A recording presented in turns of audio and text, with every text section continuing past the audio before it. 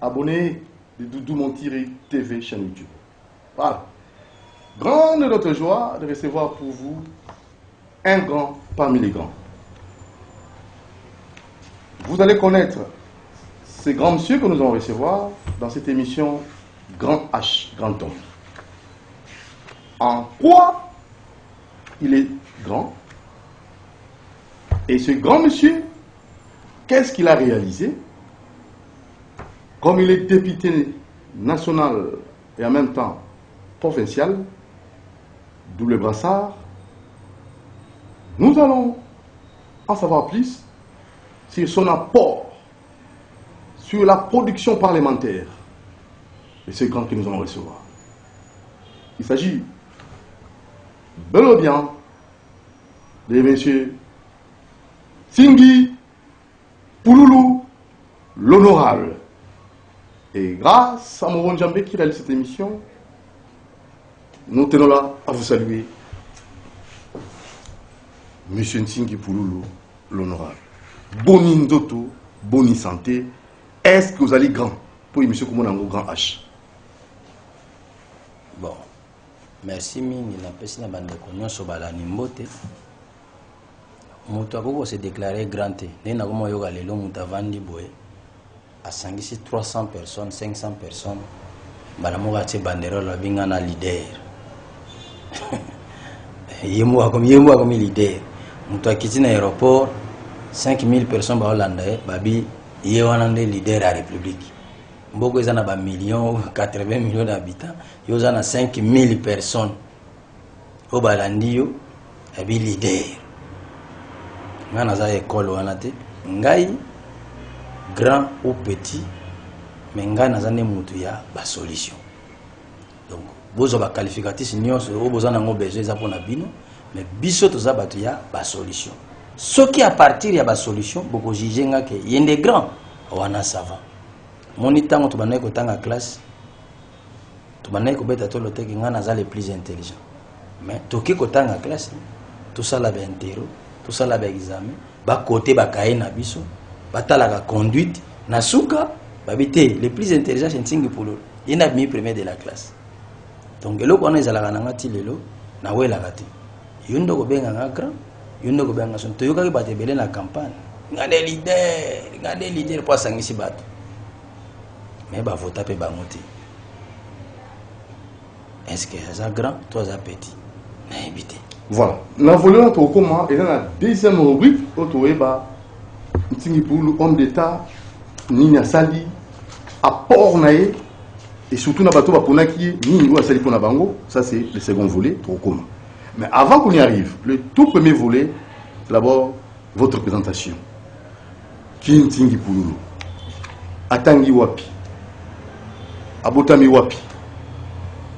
Non. D'abord Ntingi Pouloulou, kombo na yo? Ngai, merci beaucoup. Kombo na Ntingi Pouloulou, cerveau pichu. Ntingi Pouloulou, cerveau pichu. On a des kombo na ngai. Nabotami awa na Congo, Kinshasa. Précisément na maternité à Bumbu. Tangi bimisika. Biso batali ko so botami na maternité à Bumbu. On a zana nga mwana Selemba. Donc na botami na ngana commune ya Bumbu Selemba pona kala Selemba ezalaka te. Ano be ngo sangolo zako. Tango biso to botami na maternité à Bumbu wana. Na tangi école primaire na EP1 Bumbu Sud. EP1 Bumbu Sud, lelo yango bazobenga complexe scolaire Saint-Jean-Baptiste. Et na kalezaki nango EP1 Bumbu Sud. Je totanga kina époque wana. Tango na silisi primaire nanga wana nake kotanga na école ya Société nationale d'électricité SNEL na Ntsanga na Congo central pembeni ya Chita Zongo. Kuna ne nasalaki électricité. À partir de Kuna, nde baye ko découvrir ngana ingénieur docteur Bingoto. Abi mwana ko kende te fo ba engager. Au Sagini. Faut pas découvrir yo. Bon, j'étais toujours premier de la classe. Très bien. Et nasaki na conduite ya bien. Et puis nazalaki na avantage moko tango tokomaka na 1991 grève ezaki na mboka na Congo. Grève wana boyebi yango pillage esalamaka. Ngai nakende kotanga électronique. Comment réparer la télévision? Parce que na bomo na partir 7 ans na bongisa bakada mabaya. Kana zo bongisa bakada mabaya babana ko kanga biso. Ko kima wana na kena delivo ko bata mapa mamaleki na biso. À partir kuna ndina ketanga na 4 janvier pa mais c'est malala ko bilombi. Malala ko bilombi lelo ba koma na RTNC na mondele moko boye en partenariat ba forma ka bato. Malala ko bilombi atani sanga asala ka école moko banobe ngo Vitec. Audiovisuel technique center. Na tanga kuna na 4 janvier na Delvaux. Tangu na silisi na ezaki formation à 9 mois. Na silisi malala ko bilombe pa kangi ngai. Na ko kendete akotinga na labo. Naza parmi bateau ba créa synoptique de dépannage 1000 pannes TVC. Ça veut dire quoi? Donc c'est à dire si vous avez sa télévision, na sala déjà 1000 pannes. Au soko koute na panne boy réponse na ngeza pièce telle. Ngamu na sala synoptique de dépannage 1000 pannes TVC TV en couleur. Wana naza na 91. Et là j'avais 13 ans. C'est à dire tango bomona ka bato hein, faut que baka. Tango na ken ntsanga sikoyo na génie. Bon na mibengi bongo te. Tango na qu'est-ce qu'on ntsanga nakutanaki ke na série wana téléphone ezalaka te. Phonie muti banaye ko renier. Alors radiophonie wana ekufa na bongisi yango. Tango na bongisi yango baye kopesa ngai gratuité na frais scolaires. Tona ko futa 14 000 francs belges. Pour na kala dollar ezalate na Congo francs belges. 14 000 francs belges na 4 700 ya frais d'internat. Balongolinga frais scolaires. Tona ko futa susu frais moko boya 2600 francs belges comme frais de labo. Balongolinga na frais de labo pour ngani na komeko bongisa matériel wana. Na komeko bongisa ba appareil de mesure ya centrale hydroélectrique ya sanga. Monsieur Louis-Marie Biringingwa, lelo aza directeur de formation nationale. A Zwingai, a Kotinga na kata centrale. Na tango na komi na 5e, docteur professeur Kikubi, tanga ena ntanga a découvrir ngalbi mwana lungu azongate.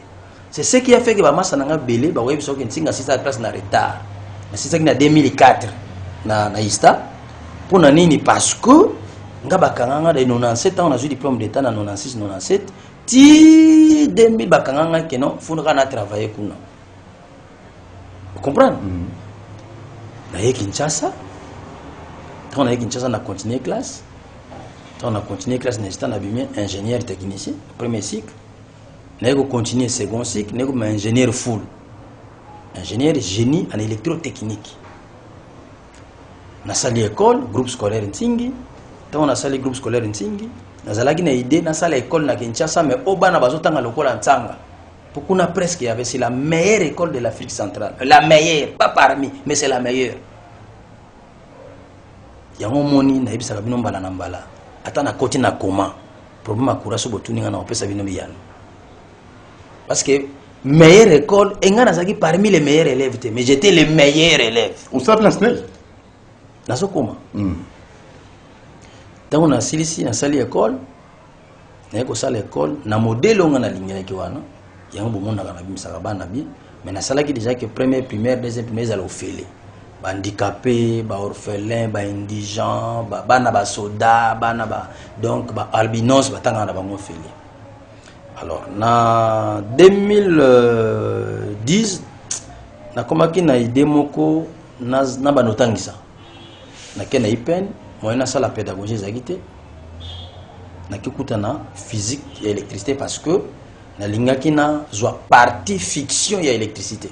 Moni électricité appliquée mais il y a une partie imaginaire. Yango bengaka physique d'électricité.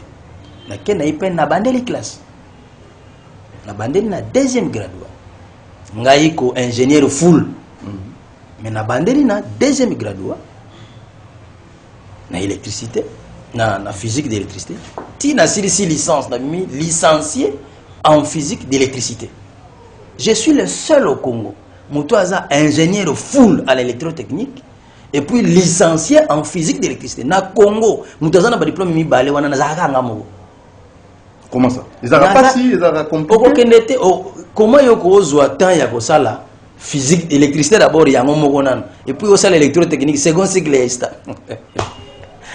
pour ça là d'abord.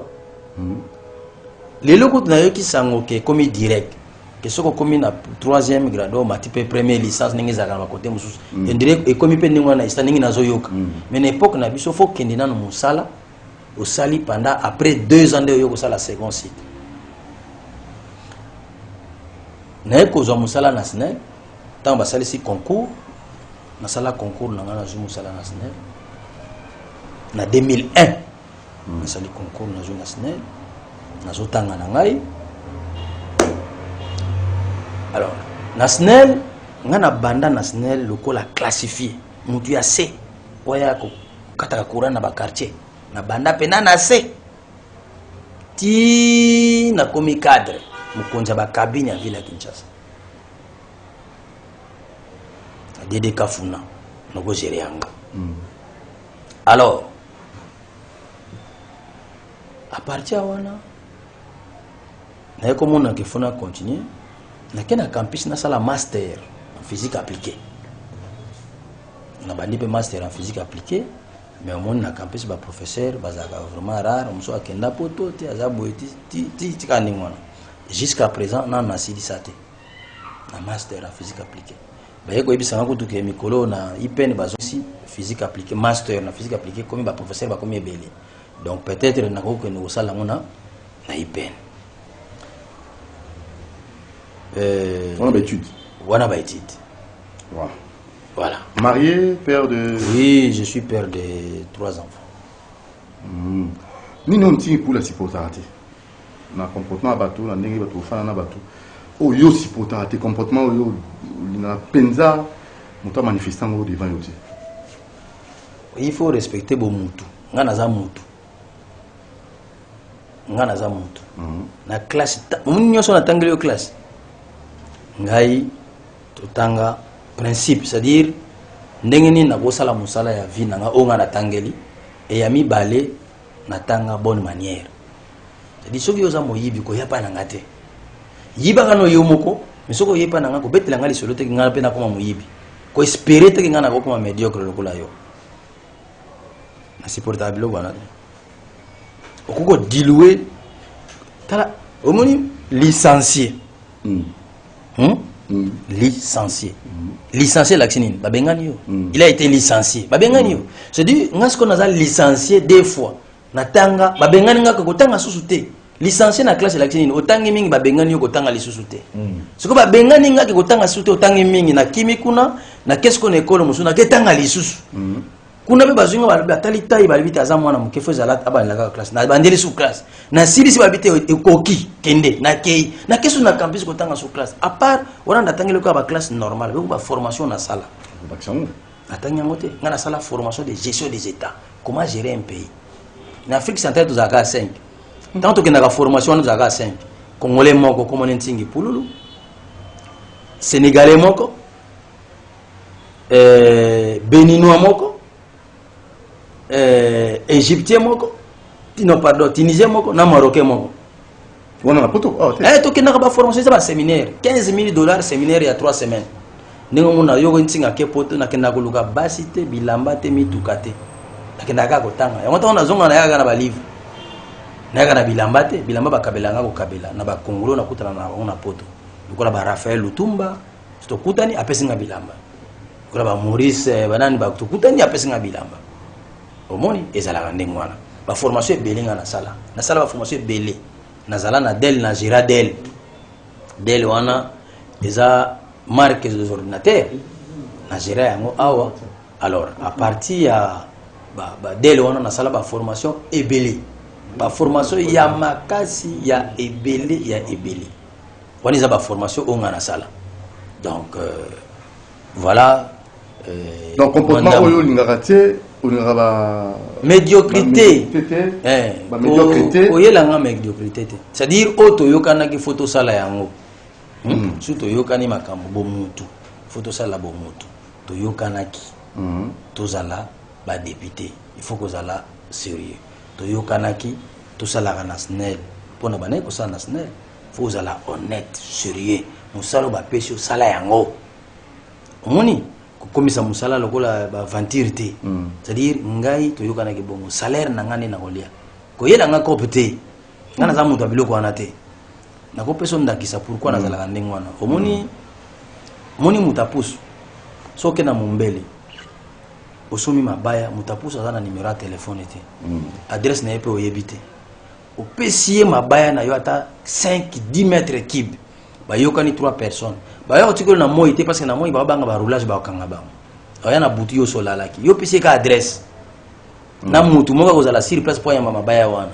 ta sentinelle na yo soka ya déposer mabaya wana lobi na tongo tango compter nombre mabaya ezaya kokoka et puis a changer yo qualité ya mabaya te mais ye ko atanga te comment mutu apuso atanga te il peut être sérieux honnête intègre yo licencié professeur d'université gradué diplômé d'état frais de fonctionnement entreprise aux oiba ba frais de mission aux ongi sakate ba donc en dehors de salaire na yo osala ba kuba ya ko sakanate même est-ce que wana isa satan même satan yemuka ko ba ke wana izanga te amoni bible lobby ce qui monta comme na niveau wana ce n'est pas Dieu ce n'est pas Satan mais c'est lui-même yango moni bato wana na préfère na vana na satan ke na vana na mutu aza moyibi mutu na comportement miyibi soko zo vana na ngana zo espérer que ko bongola motema mais soko zo bongola motema te en tout cas un jour au grand aux ala dessus alors évidemment ça n'a pas si na vie bon eloko ça la nga passe mingi na vie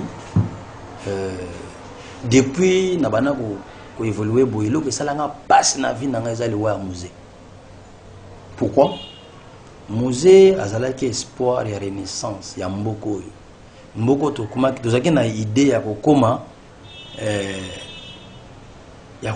ke congolais bazo futaye donc chômeur quoi bazo futaye omoni tango muza kufi na regretaki makasi esukaki wana te maître na ngape aye kokufa maître politique Tshisekedi wa Mulumba pour Tshisekedi na 2001 a recruté ki ba étudiant 2002 a recruté ba étudiant avant ba kende Sun City parmi ba étudiant a recruté ki pour ko laksa bango politique et pas na courage ngana zaki na kati alors esala ki mabe mingi tango maître akufaki na kina souci makasi le bloc mi balé wana et affectanga makasi évidemment markayo et c'est pétition makasi faut qu'on ait que c'est makasi bon na sepela ki na alternance hein que Joseph Kabila tiki pouvoir Tshisekedi comme président donc Joseph Kabila mutu mususu bazala ni ba camarade ni famille politique ni batikala jamais ko yokana mais atiki pena pouvoir et puis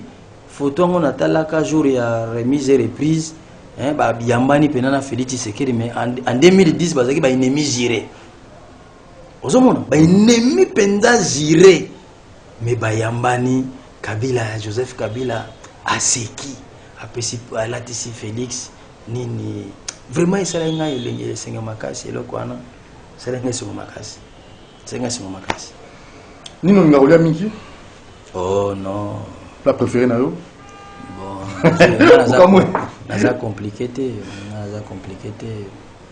ngana liaka nyonso eko sala malamu pona nzoto moi na âge to komi nango naza na besoin vitamine te naza na besoin énergie na âge naza nango naza so na besoin vitamine te naza na besoin énergie donc nyonso eko pesa nga énergie na kolia na ngai naza beaucoup plus végétarien donc naliaka penza misunité mais loisir préféré na yo bon sport football hein au beta balé oui nazaki joueur na beta même na Dragon.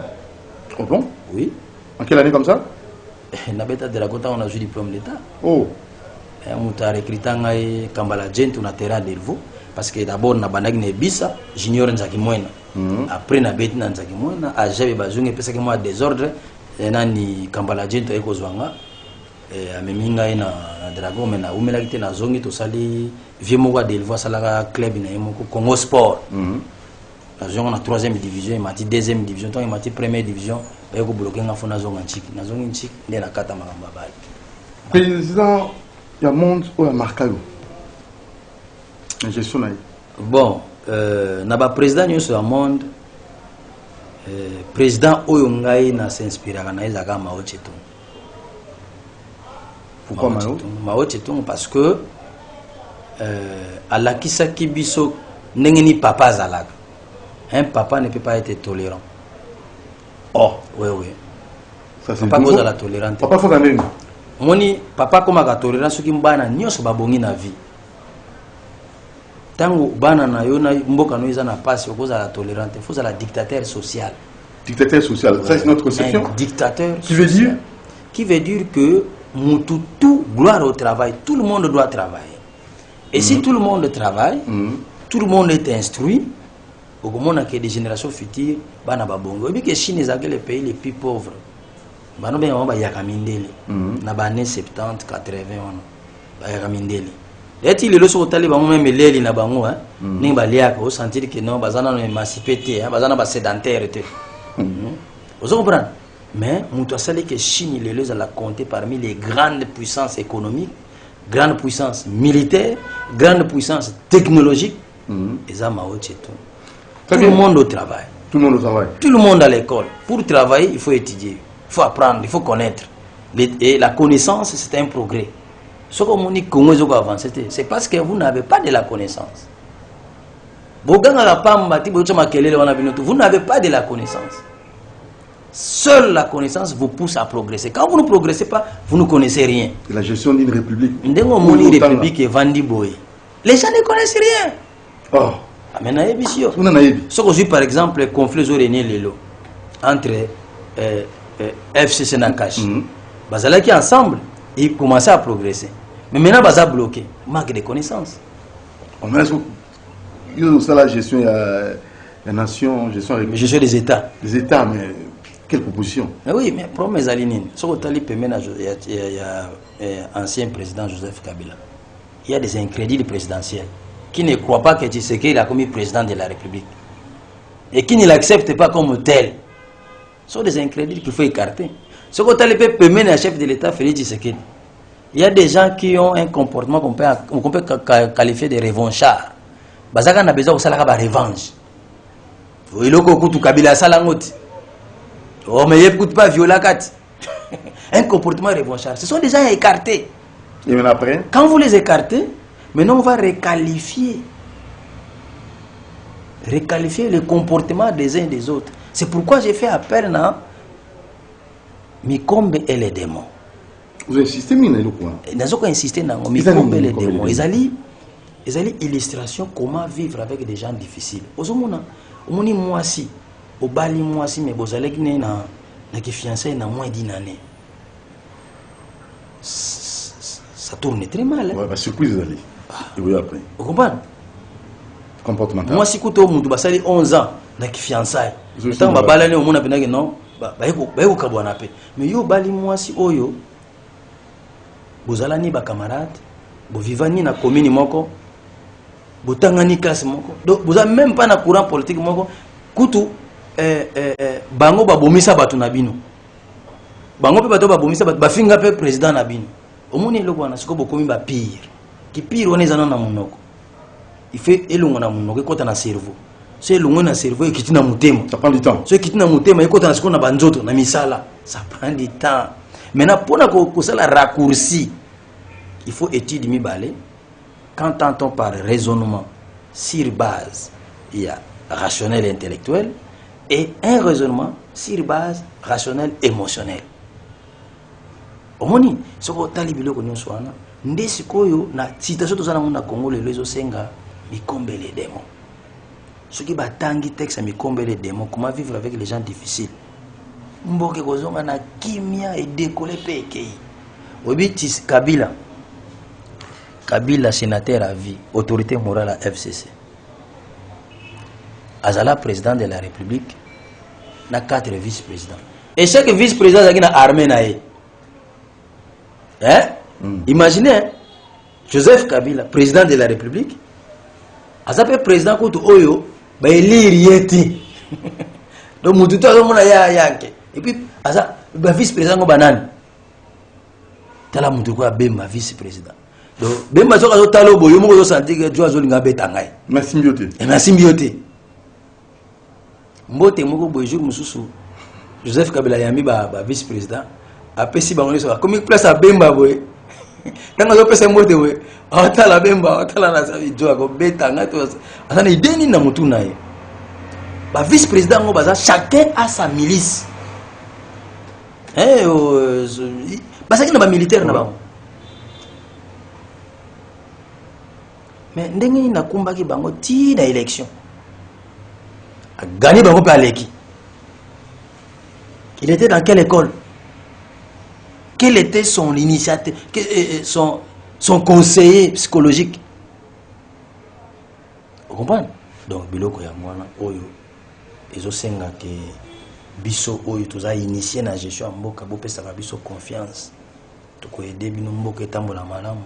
Toko aider bino bo sepela bana na bino ba sepela. Tozonga point si na mono to komina mais point où est très capital les a Ntingi Pululu, homme d'État, son apport et surtout pour nous électeur naïe, nous n'y avons pas parlement. Non. Production parlementaire. Ok. Omoni bayaka ko apprendre na katia parlementaire. Ça c'est le comportement na moni na bato belé. A commis député azoluka ndenge na bosala loi. Azoluka ndenge basaka rapport parlementaire. Vacances parlementaires. Biloko nyonso na kuti yango. Ngana kendaki député, lokola na za mutu na sala gestion des états. Ko banana président de la République na ba député provinciaux. Mutu moko tazala na document de bord pour que na ngona élection. Azalate, je suis le seul. Azala na constitution punitive na ngai. Ngana misalela na ngani nyonso.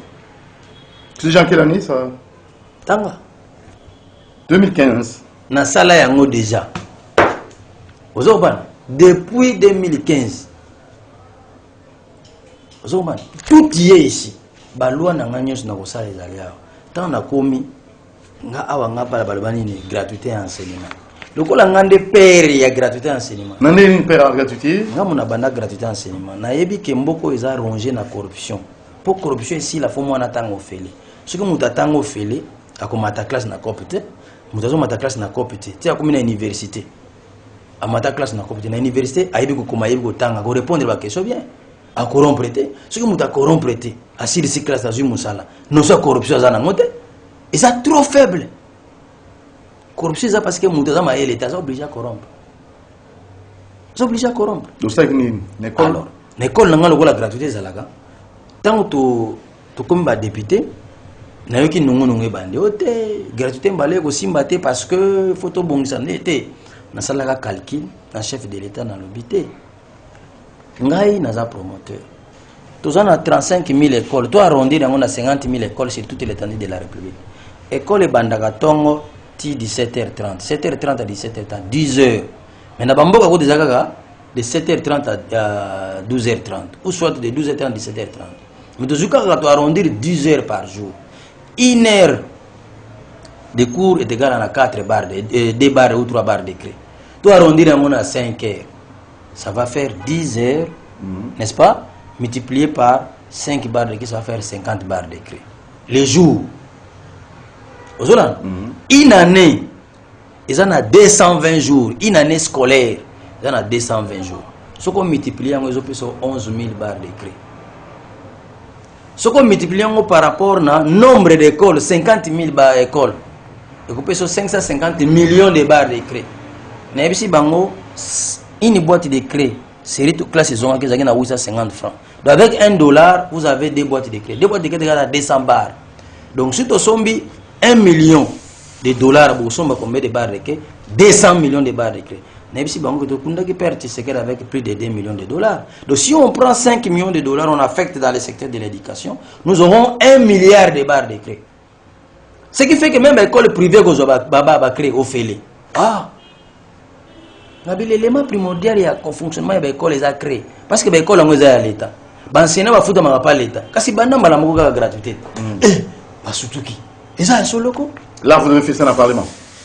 Mais papa, vous avez reçu. Vous avez reçu. Eh, surtout qui? Les gratuités, il faut ça là. Le président de Félix Tshisekedi, il y a un peuple. Aux Congolais des pères de la mer.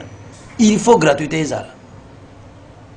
Boyoka ki nungu te e banana année prochaine te tant que bandi koko so ezalaki au frais de fonctionnement école lokola boboto bazwaka ba 2 millions de francs congolais chaque mois comme frais de fonctionnement école muso bazwaka ba 1 million ba école laïque ba bwaka nzoto wa miki wana bazwaka ba 400 000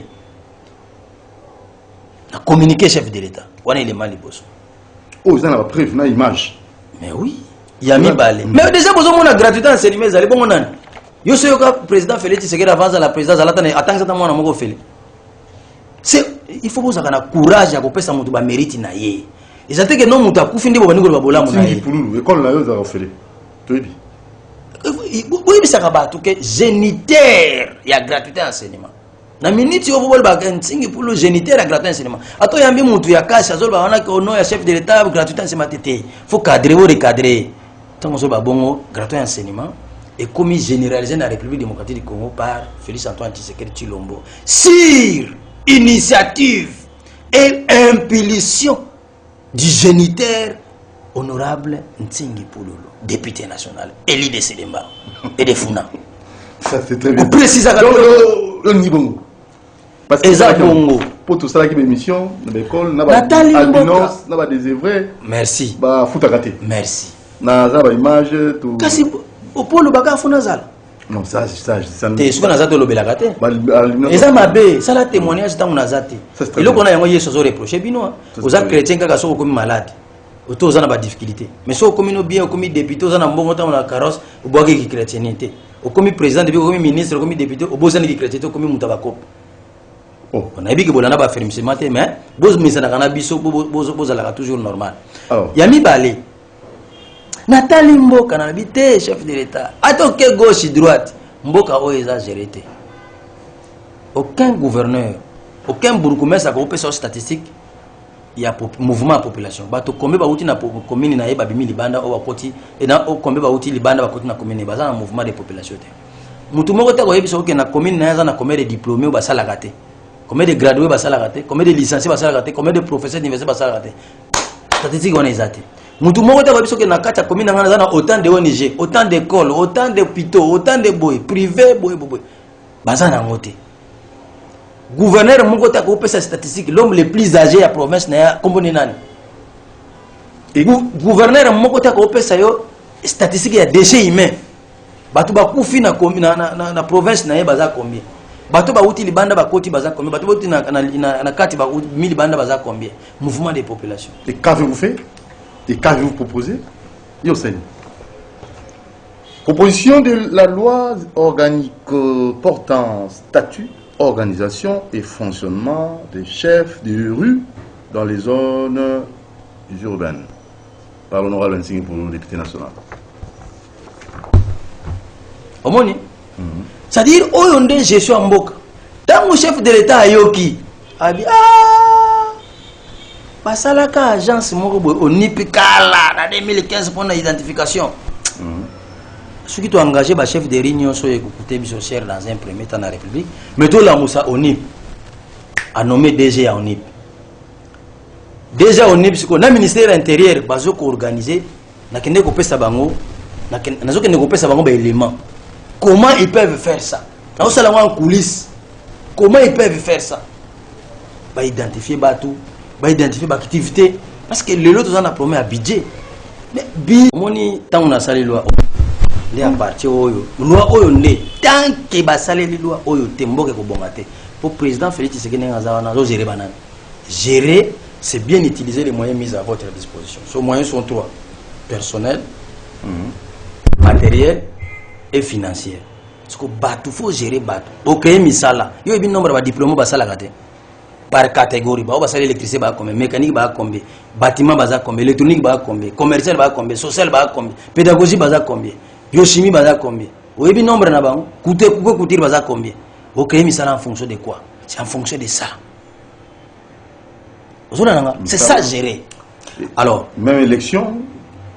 Non, il ne faut pas avoir des histoires inutiles. Non, en fait, connaître le nombre de la population. Mais oui, identification c'est tout. C'est important. Et ça y a au moins loi oh, sauf que les lots na, sauf que les lots qui na nombre de votants. Sauf que les lots yo qui ne makambo ya bino wana ya izanga tatine. Oh, ils ont 19 articles. Okay. Rôle la loi aux anines. Identifier les habitants, le nombre de parcelles et de leurs riz. Sur tout ni gouverneur, Kinshasa, on a combien de parcelles? À combien de chiffres? Tout gouverneur, Kinshasa, tu as combien de ménages? Dans une parcelle, tu peux avoir plusieurs ménages. Pour gérer les déchets. Il y a un nombre de déchets humains. Vous avez combien? Nombre de Kinshasa. Oui, bien. C'est capital. Identifier le nombre de familles de l'air riz, hommes et femmes, adultes, mineurs, veillards, dégager ainsi les statistiques.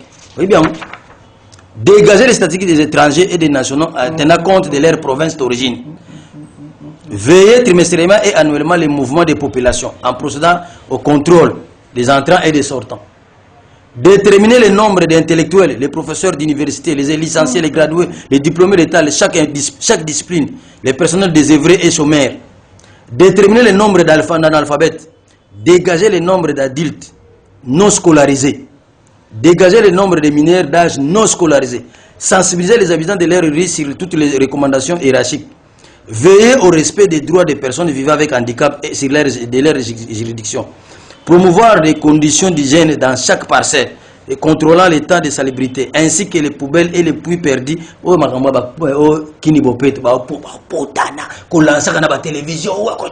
président Yaki, oh, gouvernement. 100 mois, 0. Vous comprenez? Dénoncer auprès de l'EACI tout comportement de nature à bafouer les bonnes conditions d'hygiène. À ce stade, les chefs de riz, aux autres, on a pu perdu. Poubelle, faut qu'on aille. Dénoncer tout comportement incivique, vous comprenez? Chef de riz, identifier sur l'air toutes les activités génétiques des recettes. Vous savez, le budget. Vous savez, le budget. Oui, l'hôpital, vous savez, fin fond. Comment payer le côté? Manque à dire. Boulangerie, vous savez, fin fond. Comment le côté? ONG, Moussous. ONG, orphelinat, la sphère sociale. Identifier toutes les ONG exerçant sur les activités de leur juridiction et faire les rapports hiérarchiques. Vous voyez bien. Retracer l'historique et généralité de chaque parcelle. Ce qui est dans le tribunal à Gombe, dans le tribunal de Kinshasa. Conflit à 60% des années. Comment on va ça? Plaignant dans le parcelle, mais témoin, ils ont avocat. Avocat va ensemble là, il y a des dossiers en côté. Avocat va super outiller la province, il y a ensemble là. Mais bien si chef d'hérité. Vous voulez avoir quelle solution? Il y a un conflit parcellaire ici la caté. Pour si la faut la gestion transparente, chef de riz. Vous comprenez celui qu'on appelle les députés. Un nombre d'États c'est qui? La loi. Il y a une loi. Vous comment les députés pour dire? C'est là de belle campagne. Tiens, du pays en erreur. Yo, c'est là de belle campagne. Tiens, du pays en erreur. Demande pardon. Faire connaître à leur population leurs droits fondamentaux. Il faut que la population ait droit à des devoirs à réunir au moins mensuellement tous les responsables des familles. Mon quartier va conflit comme trop. Pour nous massanguer à la rasoute. Au chef de riz face à une famille. Tout le monde a besoin de l'île pour nous. Pour nous, on a tangate. Non, on a thème à quoi ming. Et ça n'a pas de basala désordre n'amboko. Sensibiliser tous les jeunes de l'air sur le comportement incivique et civique à la réalité contre la délinquance juvénile. Vous avez loi. Donc, chef de riz, Azonga, a un rôle. Voilà. Vous comprenez? Et ce qui est été. Encore. Tant que tu continues à budget. Une autre production parlementaire. Vous avez une image. Oui. On va mettre ça. Nani, vous avez un parlement. Na la kisi na mboko. Pour nani mboko yo. Mboko ezo beba. Pour nani budget za bien te. Pour nani mboko ba misala ezo créer mete. Tant on va penser que ce loi budget. Tout temps. On va découvrir 65% du budget. Ils ont exécuté un salaire. Pardon, un frais de fonctionnement. Et qui a un frais de fonctionnement par institution. 35% de salaire à l'État, il y a des gens à l'État, non investissement à Mboka. Vous investir ni. Beaucoup investir ni. Il y a un moment où beaucoup misala moyen et quota exact. Tant on a tal ici en haut. Parce que le problème il y a gratuité enseignement c'est pour ça que mbongo beaucoup zoa, ou beaucoup faut enseigner ko zoa wapi. Tant on a quota ici loko wana que non. Tout réduire frais de fonctionnement et comme à 35%, comme ça, investissement dans le salaire est à 65%, et peut s'habiller facilité. Oh, tant que tu ne peux pas gratuité, je forme. Il y a un moment où comment soutenir la gratuité. C'est qui pour le long, tu as découvert que le courant. On a les images, hein. Mais oui. Suivons d'abord ça parce que député, homme d'État, à l'Obara, comme Maté, prévalent plus suivant.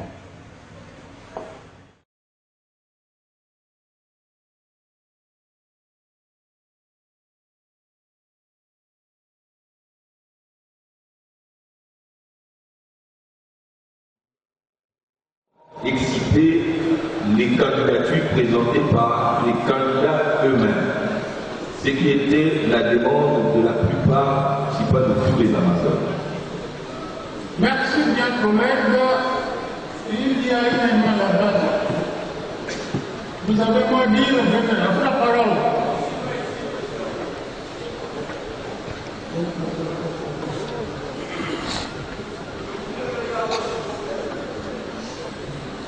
Une personne à la fois, s'il vous plaît. Identifiez-vous, collègue. Merci, Président, pour la parole.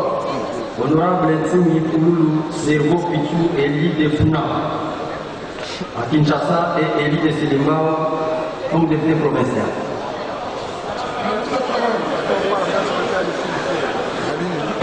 Identifiez-vous, s'il vous plaît. Honorable Président,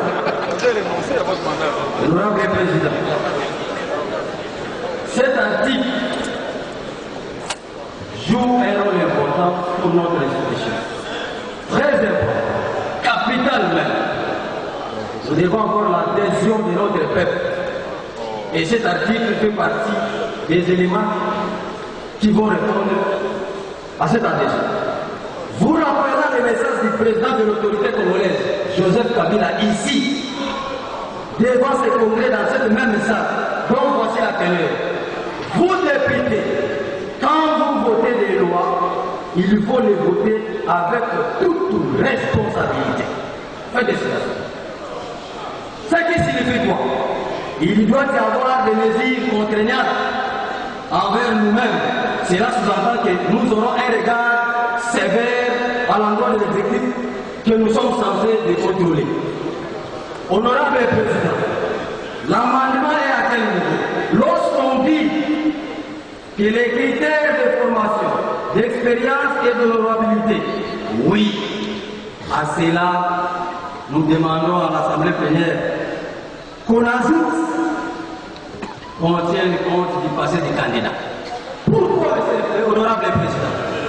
Cette problématique, honorable Président, permettra aisément. Pourquoi vous êtes choqué quand on peut parler de votre passé? Pourquoi? Pourquoi vous êtes agité quand on peut parler de votre passé? Je sais que vous allez me comprendre plus tard. Honorable Président, honorable député, chers collègues, simplement nous demandons à ce qu'on tienne compte du passé du candidat, qui sera membre du bureau de politique, sera inscrit les personnes dont c'est notre dire sur la liste par exemple de Zoloba. Les noms dont les gens, les députés de pays. Vous voulez la crédibilité, mais la crédibilité est un pays. La meilleure façon d'éduquer son peuple passe par l'exemplarité. Vous devez être un modèle, comme je le suis moi-même. Oh. Merci. J'ai dit président. Merci. La dernière parole, la dernière intervention.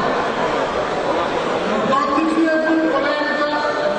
2 minutes. Merci, si vous m'avez On va continuer. To komi ba député on habité abato banda to yeba peuple a linga gini so bitia ba élection za gini 1 ba médiocre ba gérer souté bitia le bosso élection za gini ba médiocre ba gérer souté 2 améliorer les conditions socio-politiques du peuple congolais 3 respect il y a constitution omoni. Alors, pour un médiocre va gérer sous souté, qu'est-ce qu'il faut faire? Ngamu na sala ka loi wana ba invalida ka ngaku tango na obsaliam. Wana exact tout ça règlement intérieur dans le bi avant de nommer quelqu'un tenir compte de son passé. Yango mona ki batu nyoso bazaki na espoir bazala ba au président assemblée nationale au boy bazalate bilongi siko bo mona ki wana. Ba ministre ba kombo mususu batangi ngo lokola sata komi na mboko oyo batu bazokima kombo apamba. Mutasala eloko wana nsingi polo vous en avez image vous comprenez lelo oyo conflit aux réunions entre FCC Cash yokana ki accord na 2023 dans Parlement. L'appétit vient en mangeant. L'appétit vient en mangeant. Parce qu'il distrait, les autres sous-doigts. Les lots, nous avons découvert que le budget 2021, 2022, 2023 est à la faible. Pour nous, secteur à mine, pour nous, comme Yobo, et comme Yombo, on boule les accounts. L'État va faire la marche. L'État va faire le discours. L'État va vendre. Na ba commission, ba député belé ba yaka commission té. Yo na commission. Ngai na senga ki na population a voter nga pona sala musala. Yango na kendaka. Pourquoi ba yaka na commission té pona? Ayebité, décidé ya yaki député azaki chômeur, azoka salaire. Ata mona voiture, ata mona ndako na vani na ye. Ki député na ye yango wana. Yango bozo mona bango tout le temps na télévision. Aye la yo ba te belé na ba commission. La commission nani? Ba commission ezali esika auto sala ba contrôle. Il y a un ministère, na ba entreprise. Ils ont un contrôle parce que sur descente. Aucun n'est dans descente entreprise mon boy. Mais ngana linga ba contrôle ya descente wana te. On a facilité à la corrompre. Aucun entreprise mo ki la contrôle ba ko corrompre yo. Donc on a linga bo sototé. Na zak na yela ki mbongo te na ki député. Yaka la commission. Ils sont ba grand prêtre. Ba homme d'état. Ko pesa occasion te na muta corrompre yo. Alors, pour occasion, on est pas ça, mais là, il auditionner en public. Alors, on va d'abord suivre ça. Madame Amine, ou tout le monde, il nous allons revenir ça après. Voilà, voilà.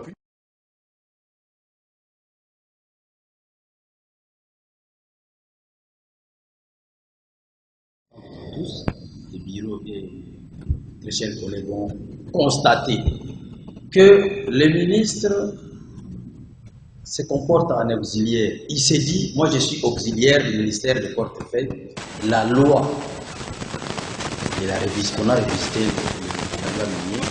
dans ces articles, alinéa 3, 7, 8 et 9, montre l'importance de votre ministère. Mais en vous écoutant parler, moi j'ai donc on ne peut rien attendre de vous. Malheureusement, il va continuer. Avant les élections, vous avez demandé aux miniers de payer anticipativement la taxe ou redevance minière. Combien représente-t-il ces avances en chiffres?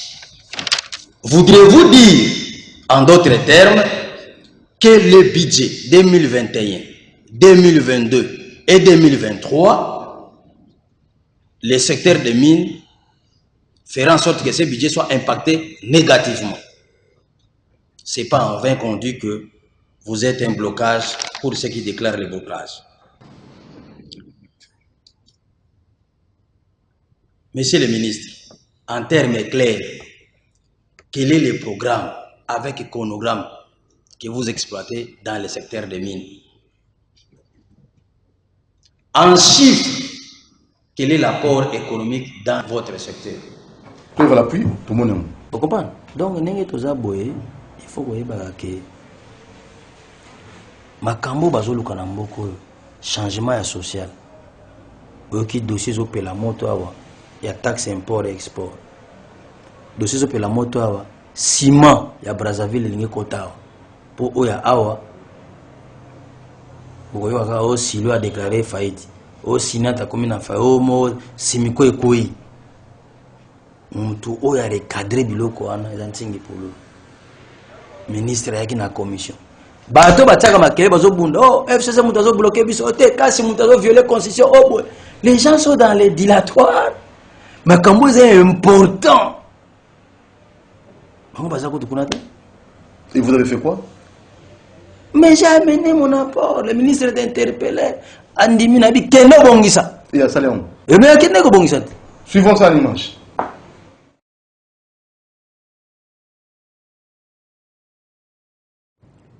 Vous venez de dire vous-même ici que la libre-échange continentale, c'est un projet. Vous n'avez pas encore mis ça en œuvre, mais vous travaillez comment? Ah, mais c'est pour ça. Et puis ici, Vous avez évoqué une équation mathématique, une différentielle. Vous avez dit que les pertes en échange d'importation et d'exportation est une somme nulle. Mais c'est vous ça. Moi, je suis ingénieur, je suis mathématicien. Par quel échantillon êtes-vous parti depuis 2015 jusqu'à aujourd'hui? Quels sont les échantillons d'importation comme d'exportation qui vous révèlent que la somme est nulle? Papa, somme est nulle, elle a perte des athées. Perte des athées, tout ça perd de l'autre côté. Monsieur le ministre. Et s'il était? Oh! Et s'il était? Non, je comprends. Bah, député, qui sait que yondo bébé c'est qui peuple vote, c'est qui bango battu vota. Oui, puis qu'il y a minute au Congo était kami. Buganga qui minembo, mais vrai vente à pays. Ils ont réformer l'agriculture. Parce que loi moko portant modification ya agriculture. Bah, côte ici. Bilanga to ma beleza ya Congolais de nationalité. Mais bango batie mutuana a que personne de droit congolais a kokoma ma copropriétaire ma bela sala oya lingi. C'est grave ça. Yango ni sala que Jérusalem est comme en Palestine. Et pourtant nanga na to tanga na Bible Nzambe atinaka Salomon ton église wapi na Jérusalem. Mais ndenge nini Jérusalem est se retrouver na kata Palestine. Nicolas loi wana. Nani a découvert yango singi polo. Au sein de Nsigo. Mais na recadre tala image te. Tolanda sur image. Honorable Nsingi. Merci, honorable présidente. Je remercie le travail abattu par notre commission. Je voulais souligner à notre commission, nous sommes ici essentiellement et simplement pour donner du sourire au peuple congolais. Nous ne pouvons pas nous confondre à ceux qui aiment le Congo par rapport à nous qui aimons les Congolais. Ça signifie quoi? Je voulais vous rappeler que ici nous sommes députés et autorités budgétaires. Vous qui avez fait des sciences économiques, moi je suis ingénieur. Autorité budgétaire. Autorité c'est qui? C'est celui qui a le pouvoir de commander et de se faire obéir. En quoi ce document inclut une mesure contraignante qui peut permettre au gouvernement de vous obéir? Si vous lisez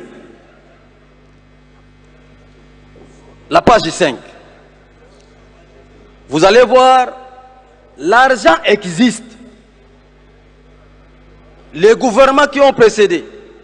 Le message du président de l'autorité congolaise, Joseph Kabila, ici, devant ce congrès dans cette même salle, dont voici la teneur. Vous députés, quand vous votez des lois, dans la liste de la FCC, dans le comportement, comme au Bénin, une production parlementaire. Ben, c'est ce qu'on peut faire à IDPS, ben, c'est ce à la Mouka, et à peine la production parlementaire. Au Kimayo. Non, mais j'ai lancé l'appel. Député Moussou Batika. Pourquoi? Pourquoi?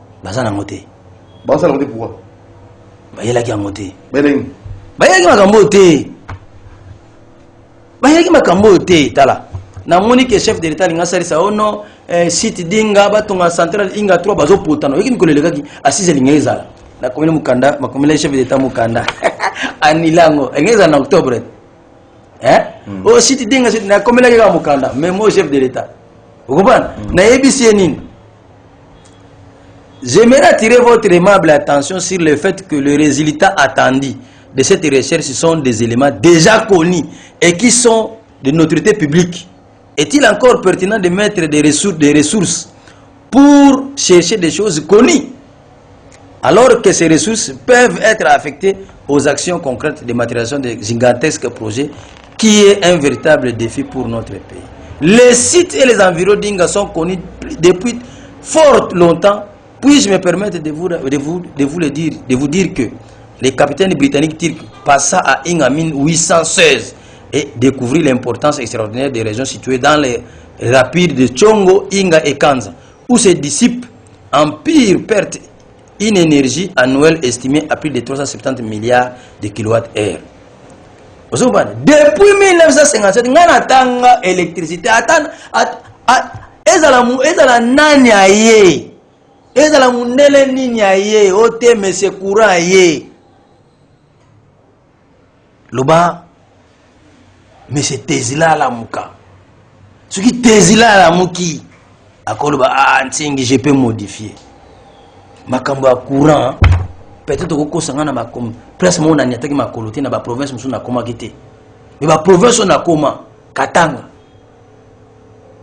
province orientale, Kasaï, Équateur, Bandungu, Congo central, makamba courant ko sangana ile côté na combien de chef de l'état yo sous makamwana sous yo kango sous Lali comprendre mboko yo un mot de conclusion. Donc, moi, bon, chapeau pour vos productions parlementaires. Et sans vous mentir, l'émission s'intitule Grand Homme, l'homme et ses réalisations. Et nous sommes très flattés par vos réalisations. Et surtout par vos productions parlementaires. Ce n'est pas encore fini. Pour aujourd'hui, parce qu'on aura un autre niveau. Il faut faire... C'est-à-dire quoi? L'objectif, c'est quoi? Comment amener les pays à être gérés? Ces pays n'est pas encore géré. Ce qui moutou avant na balabala ba gérer na noté, le pays n'est pas géré. Les gens pensent que les élections pouvaient amener les pays à être gérés. Or, si vous lisez la Constitution, la différence entre gouvernement et parlement, le gouvernement, il est celui qui assure l'exécution des lois que nous sommes en train de produire et il a les pouvoirs réglementeurs. C'est ça ce qu'on appelle la réglementation. Bon, c'est-à-dire... photo, oui, c'est-à-dire que... ça est ils ont souci, et aussi la malème. Souci, hein? Et aussi la malème. Bon, et aussi la malème. Ok. Hein? Mais est-ce que vous avez non. Voilà, donc c'est-à-dire, il y a malème. Alors pour finir, ça c'est Nazo senga na bino surtout. Beaucoup mbisa muntu te parce que ça na camp politique ya oyo lingaka. Te. Moni conflit otoza oyo. Bobi misa ba député IDPS, ba bimisa ba production tant ba yaki ki député. Ba yaki na nini ke tant tozoko maka atali lokali boso to sala yango po mboke bonga. Na ba loi na bango ezani. Député à la Mouka, député à FCC. Batumoussou a 3 fois réélu. Tout n'est production à Ezanine. Tellement moi j'ai quoi? Production parlementaire. Bakoki ma surtout yo moko moto yo salaki ba tebele ba ba député. Luka bango en tout cas ngai na sala campagne pour na yo ou ami production parlementaire. Et puis on va le diviser pour publier les premiers. Nakobima les premiers, les meilleurs députés. Enfin, le Kondo, il y a le Kondo qui est demandé. C'est-à-dire, le Kondo Aza ancien. Ah, il y a où déjà. Aza ancien. Et puis le Kondo Azali. C'est Koutaki. Oui, c'est-à-dire le Kondo Azali, député Moko expérimenté. Très bien. Très expérimenté. Vous comprenez? Le Kondo Aza député Moko très expérimenté. Mais ils ne sont pas 10. Ils sont pas 10. Il y a des gens que vous respectez, mais ils ne sont pas des députés. Et d'ailleurs, la présence n'a pas comme Kima, pas plénière. Au moins, on n'a pas dissous de le Parlement. C'est-à-dire, au moins, moi, na maye les abanga raté baba samuninga na classe. Mais ça, moi na obo benga maye la comme linga classe kanga makaka, c'est-à-dire mususa koti kuna yazo se retrouver sous terre. Yo qui député pena député ça va pas dissoudre le Parlement. Il a un problème dans la tête. Attends, Babi, on est bloqué. Député est bloqué. Parlement est bloqué ni. Développement est bloqué. Non, c'est-à-dire quoi? Bonne marche en Boga. Oh non, c'est-à-dire Nzambe o appelle ça pouvoir. Ayebi situation au Congo. Atsaki moi dessin. Président a na majorité pour que justice ait régné. C'est-à-dire hein, bino brano bozi chance à cause. C'est-à-dire il faut ça la tuntinga comme président de la République. Faut faire tout. Citation où tout ça nango lelo. Ce qui président Félix Tshisekedi amoni yango na misu nanga moke bongi. Na misu nangai. C'est-à-dire comment na que citation eza kitoko. Nzamba sali que président a na majorité na parlement pour que justice ça la musala. Pourquoi? Yemo Félix Tshisekedi chef de l'État qui est dans stade a livré mboka na mboka nzambe. Dieu signifie la justice. Quand c'est la justice ça la musala. Il y a beaucoup de prisonniers que vous respectez. Députés, sénateurs, ministres, gouverneurs, mandataires, conseillers, ils sont nombreux, magistrats, juges, prisonniers, professeurs d'université, prisonniers, belé. Et quand on va commencer à les arrêter, merci Ntingi pour nous. Partout aux alliés, le baga malam pour Ntingi pour nous. Naïf Saki Bino na combien députés na Gosala, na Kobongisa Mboko. Impulsion, gratuité enseignement. Impulsion, médiocre gérer souté. Impulsion, budget. Il va nous changer. Frais de fonctionnement, équité. Équité qui est budget 2020, qui est à 46%. De 65 à 46%. Mais il faut découvrir. Christophe Colomb a découvert ce qui est Amérique. Nous avons découvert aussi du fleuve Congo pour la découvrir que le budget, 65% qui est dans frais de fonctionnement, 35%. Pour cette paiement de salaire, investissement, il y a un félicitations. Omoni. À la prochaine occasion. Le madame. Voilà. Sala, madame. Le bas malam pour le peuple congolais. Sala pour le peuple congolais. Pe kanisa mala pour l'intérêt du peuple congolais. Chef de l'État, na lingite mboke kota na désordre pendant que yo congolais aux président. Na lingi le Canada. Merci beaucoup. Ce qui est à passe. Les démons. Merci beaucoup Ntigi pour nous, le grand H à la Kissibino, la production parlementaire, ou à la Betty de Sola Vinae. Merci, à la prochaine occasion. Il y a un député ici que vous allez avoir. Si réellement, au salut Makambu, au salut la production de Mobali, pour les cas pour nous prouver du saut, le débat Megasuko. Merci à Moron Jamé la réalisation. Merci à l'équipe technique de Mobile Platanion. Et nous allons vous retrouver très prochainement. Portez-vous bien. Ciao et abonnez-vous massivement sur mon télévision, chaîne YouTube pour nous avoir les restes des infos. Ciao.